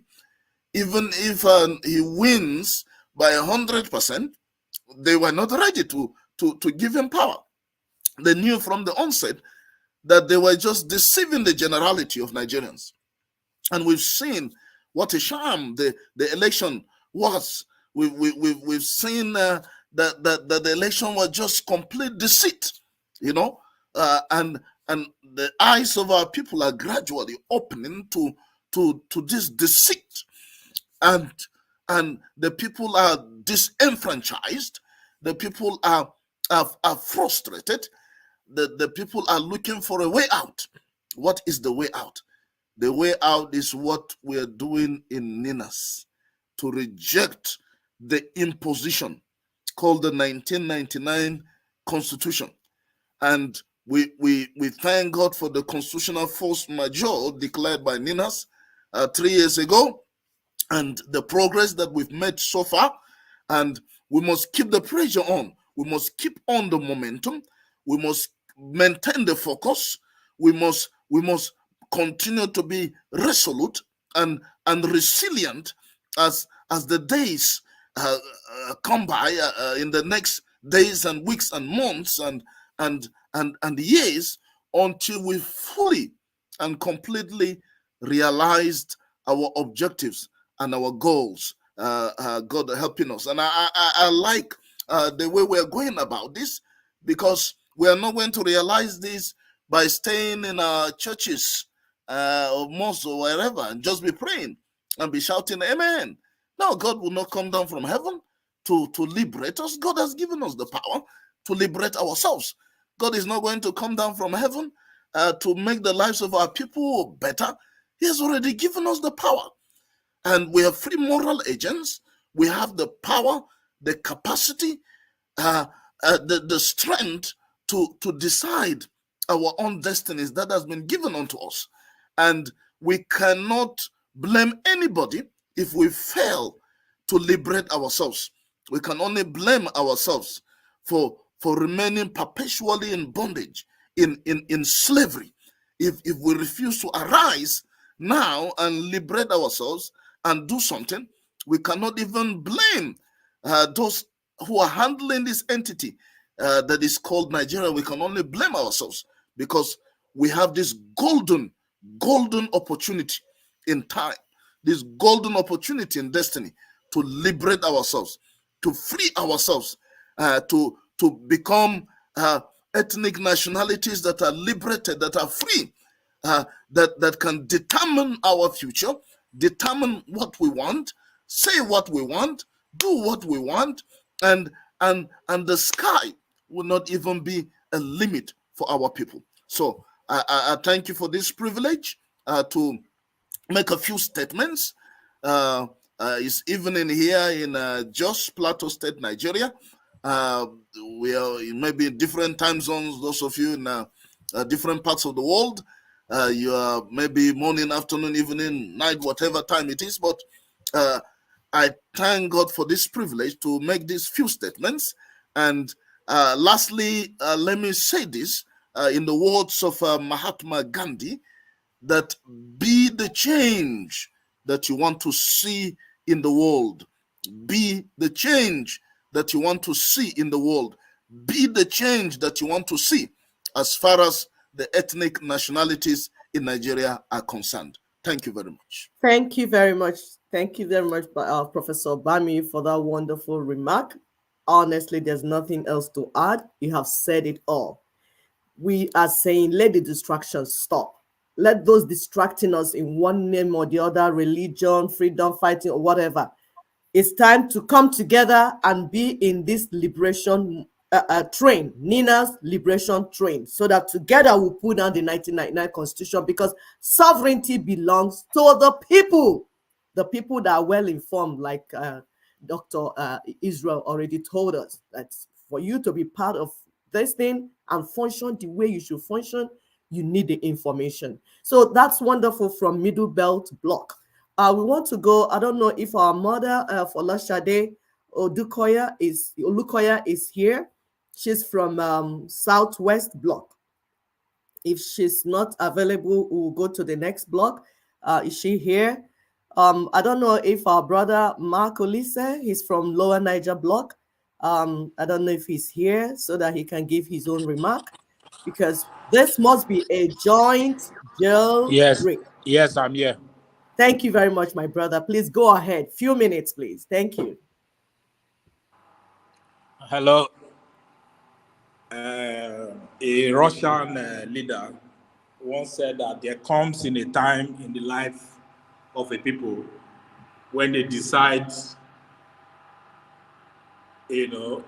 what kind of change that they want or what kind of change that they desire. The nature and how to proceed with it. That is the reality that befalls us today as a people. We want change, or we are fed up with the problems that befall us. But what kind of change do we want? How do we proceed? Ninas has done a wonderful job proceeding, from previous platforms, assuming previous appellations. I've done a fantastic job of trying to design, craft, and answer that question of what kind of change, what direction of change. and so on and so forth. We don't want a change that is scalar. We want a change that is vector. That is, we can measure, the changes, we can measure the impact, we can measure, the results. And on this premise, I want to talk about Agbakoba's intervention. Agbakoba's intervention is dubious. It's like a recipe for trading one dictatorship for another, or trading one sovereignty usurper for another, or trading one constitutional, aberration for another. How can anybody in his right senses even envision a transition for Nigeria that involves a group of people trying to usurp the dubious, let's say, the dubious authority that the military exhibited? Maybe enviously, they want to be the ones that will exercise such kind of imperfect and criminal sovereignty over the people of Nigeria. Why will he even think that we can replace what the military have done, or what this unpatriotic Abdul Salami and his cohorts have done? How can you think you can replace that with another set of people sitting down somewhere and drafting a constitution? What will make that constitution more legitimate than what Abdul Salami did? The question before Nigeria today is a sovereignty one. And the people want to take back their power. They didn't make their constitution the constitution lie that they made it. And even the constitution, after lying, acknowledged that power can only come from the people. And the people today are asking to exercise their power only for, some elitists, in the comfort of the Lagos, Lagos Island, and his romance with the incumbent president, be suggesting that they can go somewhere and redraft the constitution and impose it on the country. That is in fact, that is even a treasonous recommendation. And I think we should air this. It should be a very big news that the people, the owners of the country, are saying that the recommendation of Agbakoba, which of course had the applaud of Tinubu and the Senate President Akpabio, is condemnable and should be jettisoned. Agbakoba made his name, or came to national prominence, as the president of the Civil Liberties Organization. His activities, his commentary, and so on and so forth made him, the Agbakoba that we know today.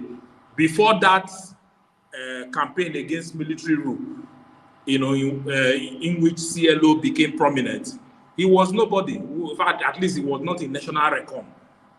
Then for somebody who, came to national record through the pro-democracy movement to be advocating anti-democratic solutions and to refuse to recognize the sovereignty of the people in his recommendation, it's a very great disservice and unpatriotic,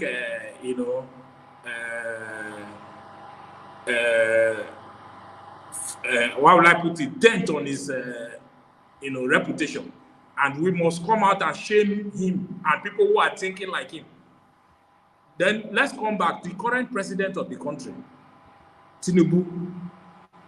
In fact, fine, we agree he was a senator, but Tinubu became the Tinubu that people know today during the battle against military rule, after the annulment of June 12th.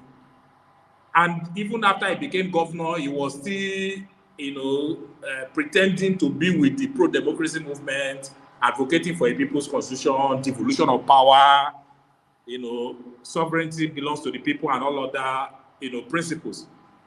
But the moment it became possible for him to align with the forces that be and carve a political niche for himself that will lead him to Aso Rock, he jettisoned all of this. We should be naming and shaming these people. And the president should be reminded that he cannot be canvassing for a sovereign national conference in the past, saying that the 1999 constitution, is an imposition, and only today, because it benefits him, he will shut up and be telling us that,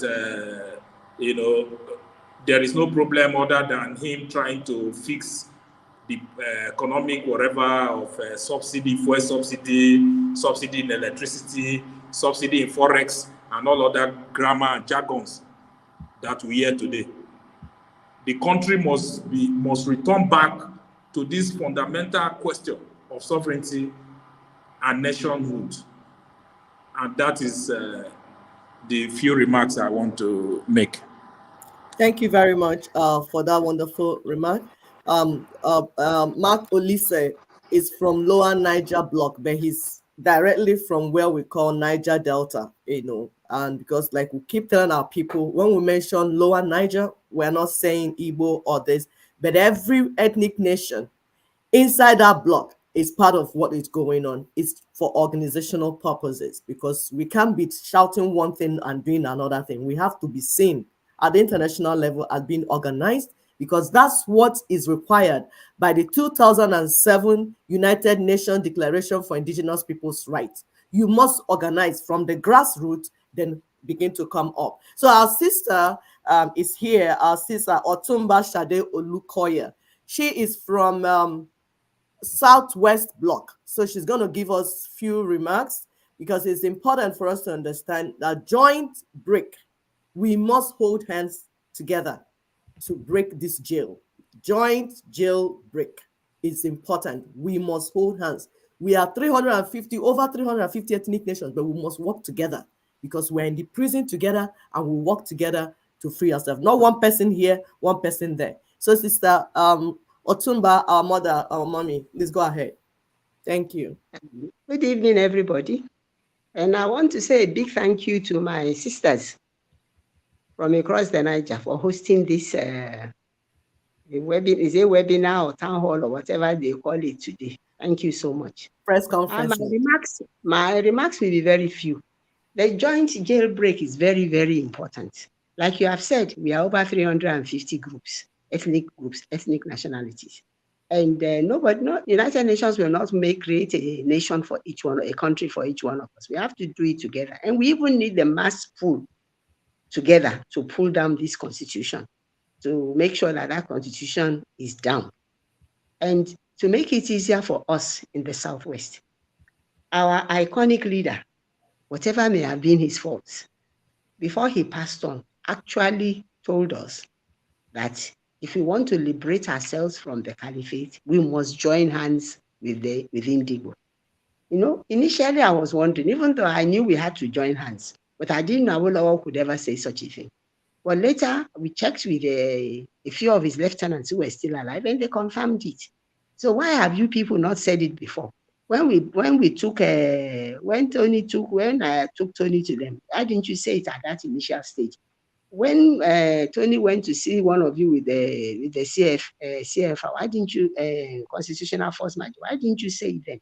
But anyway, the truth came out eventually, that we have been told, we have been instructed that it must be a joint jailbreak. Joint jailbreak is Nina's way of putting it. But what Awolowo said was exactly that. Like, join hands with them and liberate yourself. You cannot do it alone. Yeah, I always tell people, when I found, I said, even Akitola, SLA Akitola tried it initially, but it didn't work because he wanted to join hands with the wrong people. He wanted to join hands with the caliphate. So instead of having a peaceful transition, we had the Wild Wild West that came up, and that almost decapitated the whole country. But luckily, we are now back on safe grounds. We are in with all our southern brethren from the south, from the middle belt downwards. And I hope we will all stay together, hold hands tight, and get ourselves free from this terrible situation we are in. And then everybody will hold their sovereignties in their hands and go back and rebuild their respective nations. Thank you very much. God will give us the grace to do it, to achieve what we want on our soil, on our ancestral soil. Thank you. Thank you. Thank you. We are not asking for anything that does not belong to us. We are asking for something that is our right and that we Yes. will conquer. So we keep reminding our people that we live in a state of Usman Dan Fodio, and until we come out of it. Our brother alluded to that when he mentioned you can't even be a president unless if they appointed you to be one. So even if you carry all your people and put them in a car with no engine, if you weren't appointed, you just have your accident and they will keep it moving. So in order for us to get out of that Osman Danfodio's estate, we must endorse the NINA strategy. We must go on with it. We have shown you guys our 5-point agenda for today. And these are the points that need to be taken care of in order for us to decide if you're going to recommit or opt out of that union, which will give our people the right to decide what they want through referendums. And last but not least, on our announcements, we are asking that people change their profile to Nina's is right, transition for union reconfiguration. So these are the little things you can do from your neck of the wood to propagate this message. We are not asking you to bring money like your pastors are. We are not asking you to get ready for first fruit in January. We are asking you to take even the literal steps so that we can get to our destination. So thank you everyone for joining us. As usual, help us to share this information. We know that this job must be done. As mothers, we're not going anywhere. Our children are dying and we are here to make things right. So until next week, remain safe and be blessed. We shall return next week. Have a wonderful day, y'all. Bye.